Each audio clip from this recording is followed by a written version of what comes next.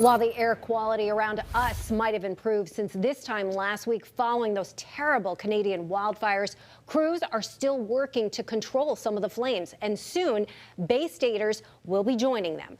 Our affiliate station in Minnesota says as of Wednesday, the fires have burned more than 63,000 acres on the U.S. side of the border. Governor Maura Healey says a 10-person suppression module from the Department of Conservation and Mass Wildlife will deploy to the area this weekend, including Benjamin Mazzi from Pelham and Joseph Naraki from New Salem. The crew will spend about 2 weeks on the front lines, building fire breaks, securing perimeters, and protecting buildings. This as large fires in Minnesota and Ontario continue to send smoke east into New England.